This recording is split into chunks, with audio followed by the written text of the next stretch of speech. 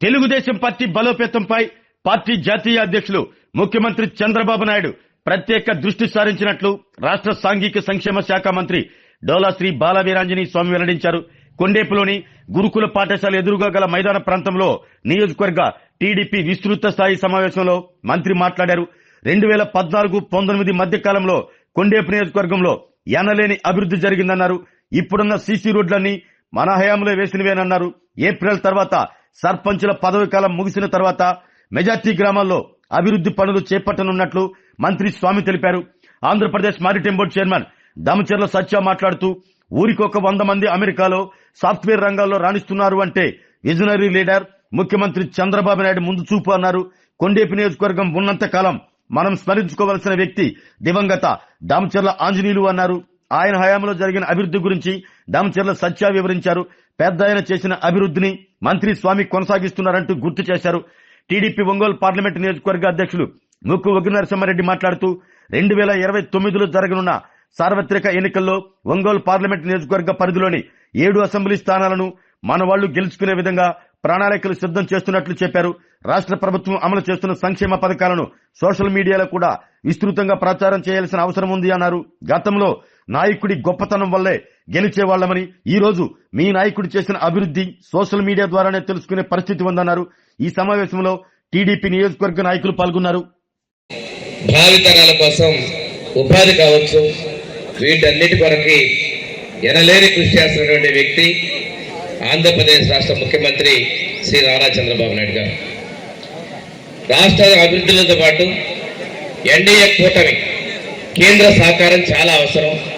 అందుకని ప్రధానమంత్రి మోడీ గారితో కానీ ఈరోజు జనసేన భాగస్వామి అయినటువంటి ఉప ముఖ్యమంత్రి పవన్ కళ్యాణ్తో కానీ ఈ ఎన్డీఏ పొత్తు ధర్మాన్ని పాటిస్తూ అందరికీ అవకాశాలు ఇస్తూ తెలుగు ఈ రెండున్నటువంటి మన రాష్ట్ర ప్రభుత్వాన్ని వారి యొక్క సుదీర్ఘ అనుభవంతో ముందు తీసుకెళ్తా ఉన్నారు.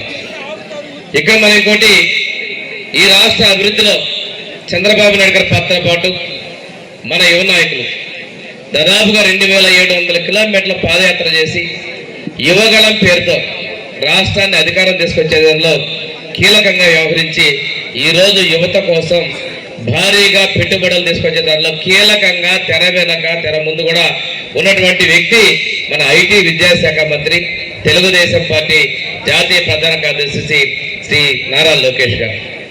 ఇక్కడ ఇందాక మన వాళ్ళు చెప్పినట్టు ఒక్కసారి గెలుస్తున్నాం ఒకసారి పోతున్నాం అనేది సహజంగా అధికారంలోకి వచ్చిన తర్వాత అధికారం చేసి ప్రజలకి మరింత సేవలు ఇవ్వాలనేది అధికారంలో ఉన్నటువంటి వాళ్ళు చేస్తున్నటువంటి పరిస్థితి.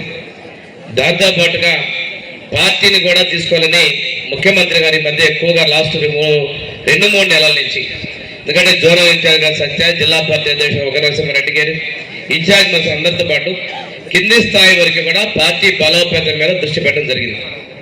ఇక్కడ మనందరం కూడా తెలుసుకోవాల్సిన ఒకటి ఉంది. ఇందాక పెద్దలు మాట్లాడిన దాని ప్రకారం సమస్యలు అనేవి ఉంటాయి.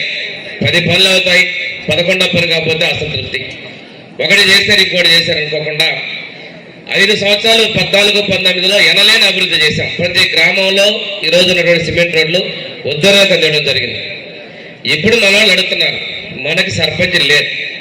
కొద్దిమంది గెలిచిన సర్పంచ్లు కొన్ని చోట్ల అవకాశం ఉన్న చోట ఈ 2 సంవత్సరాల్లో మనం సిమెంట్ రోడ్లకు కానీ కాలువలు కానీ ఇవ్వడం జరిగింది. రేపు ఏప్రిల్కి సర్పంచ్ల పథకాలు ముగిసిన తర్వాత మెజారిటీ గ్రామాల్లో అభివృద్ధికి మనం నాంది పలుకుతాం. అంటే చాలా మంది కొన్ని గ్రామాల్లో చేస్తున్నాం మాకు రాలేదనే కారణాలు కూడా ఇదే పరిస్థితులు. వాటి కోసం ఏప్రిల్ తర్వాత వాళ్ళ పదవీ కాలాలు అయిన తర్వాత జరిగే అభివృద్ధిలో అన్ని గ్రామాలకి ప్రాధాన్యత ఉంటుందని చెప్పేసి తెలియజేస్తున్నాం. ఎన్నడూ లేని విధంగా ఈసారి ప్రతి ఒక్క గ్రామంలో కూడా పొలాలకు పోయే డొంకలు రైతులు అడుగుతా ఉన్నారు. రైతులకి పొలాలకు పోయే డొంకలతో పాటు గ్రామాల్లో ఉన్నటువంటి కాలాలు కూడా అడుగుతున్నారు. కానీ గత ప్రభుత్వం చేసినటువంటి అస్తవ్యస్త విధానాలు 10 లక్షల కోట్లు పెట్టి అప్పులు చేశారు.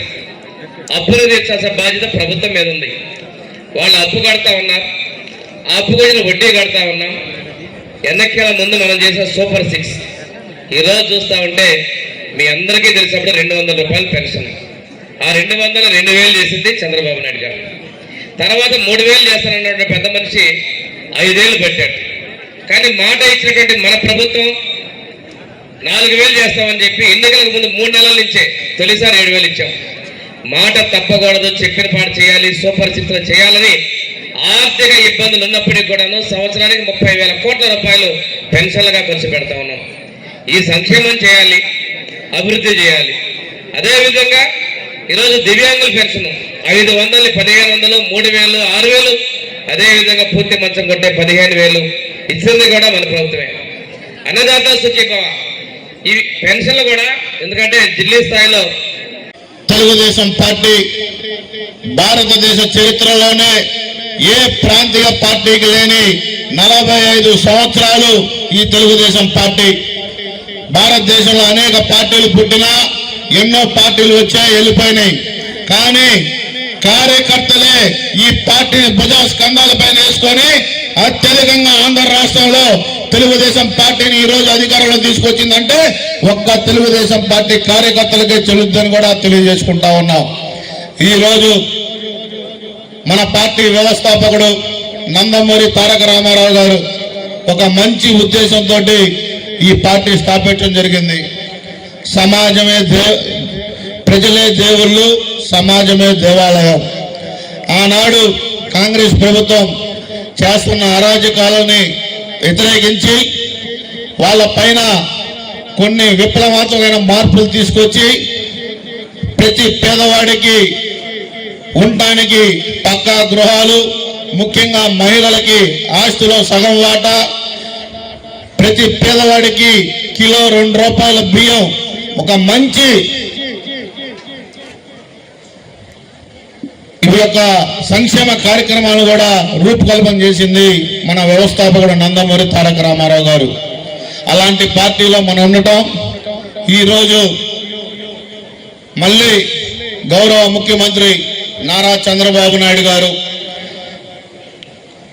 ఆంధ్ర రాష్ట్రాన్ని ఈరోజు ప్రతి గ్రామంలో సుమారుగా ఊరికొచ్చి 100 మంది అమెరికా వెళ్ళారు, సాఫ్ట్వేర్ రంగంలో రాణిస్తున్నారంటే అది గొప్ప విజనరీ లీడర్. ఆ రోజు మన గౌరవ ముఖ్యమంత్రి నారా చంద్రబాబు నాయుడు గారు తీసుకున్న నిర్ణయాలు.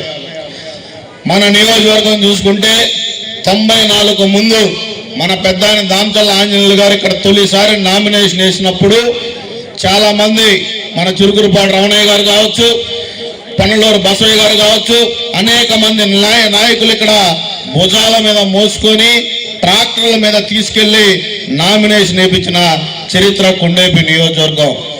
ఈ రోజు ఏ విధంగా అభివృద్ధి చెందింది ఈ నియోజకవర్గం, ఆయన ఒకటే ఆలోచించాడు.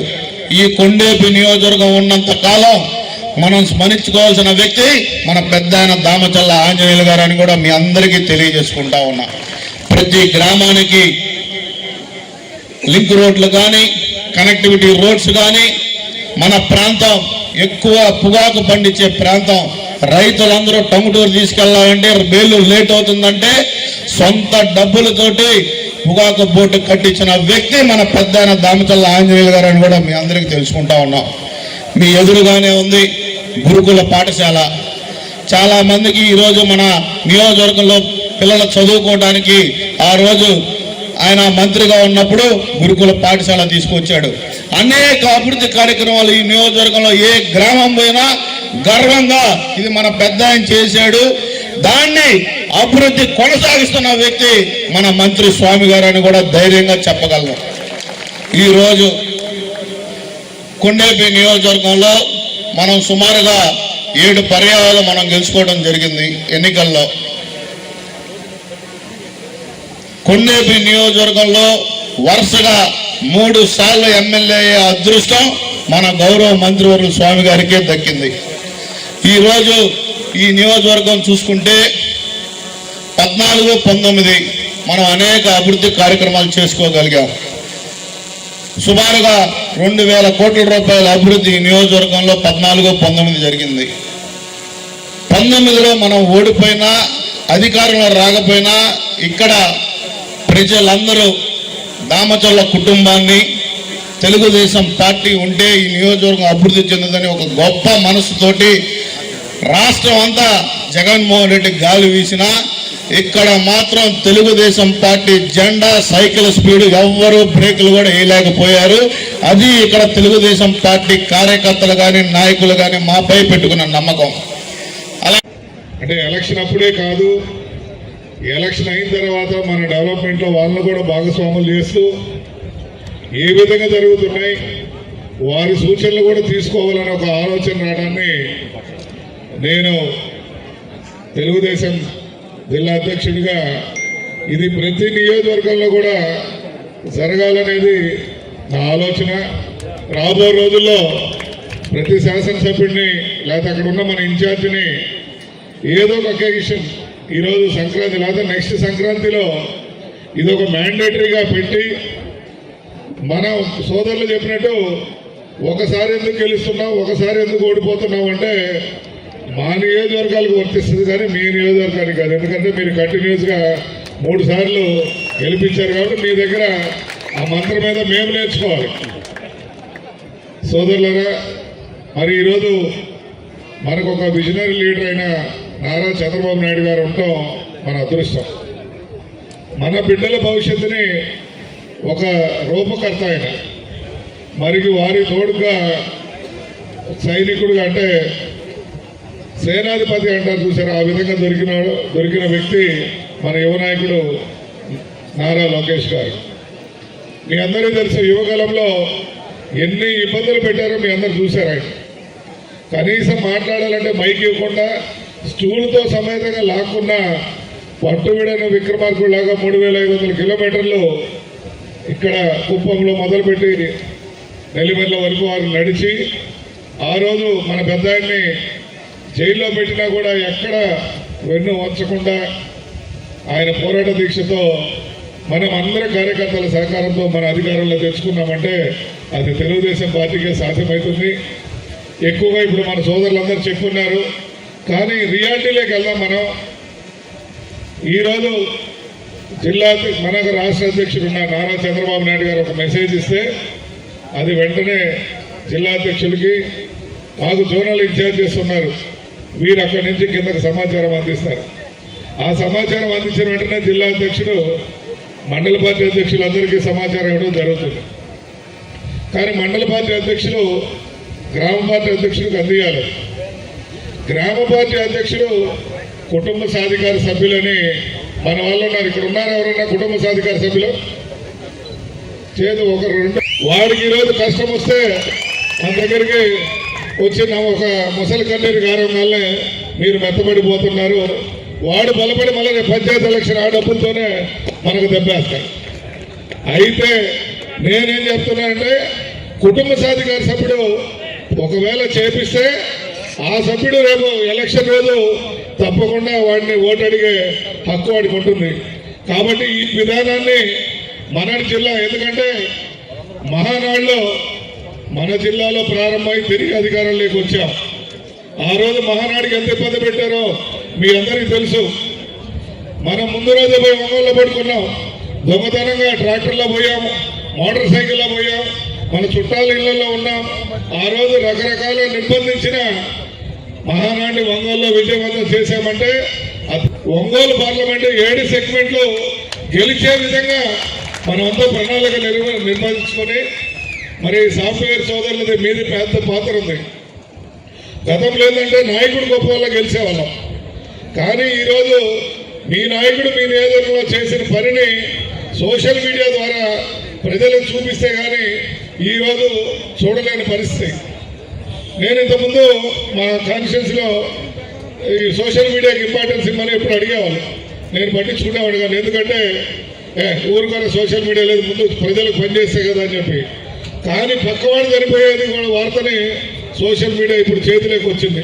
ఈ మాయదారి మిషన్లోకి మన జీవితం వచ్చింది. కాబట్టి ఇప్పుడు రైతన్నలు కూడా సోషల్ మీడియా టీవీలు మానేసి సెల్ ఫోన్లోనే చూస్తున్నారు, అందరూ ఆండ్రాయిడ్ ఫోన్లకు అయ్యారు. కాబట్టి మీ పాత్ర ఈ మీట్ అండ్ గ్రీట్ ద్వారా ఇంకా సలహాలు ఇస్తూ మాకు మా నాయకత్వాన్ని కూడా మీరు నడపాలి. ఎందుకంటే మీరు 1000 మందికి రీచ్ కాగలరు. ఈరోజు స్వామి గారు ఎన్ని రోడ్లు వేశారు, సత్య గారు ఎంత నిధులు తెచ్చారు, ఎక్కడ వస్తుందంటే అది సోషల్ మీడియాలో చూస్తే, లేకపోతే ఆ ఊరిలో తెలుస్తుంది, పక్క రోడ్డుకి తెలియదు.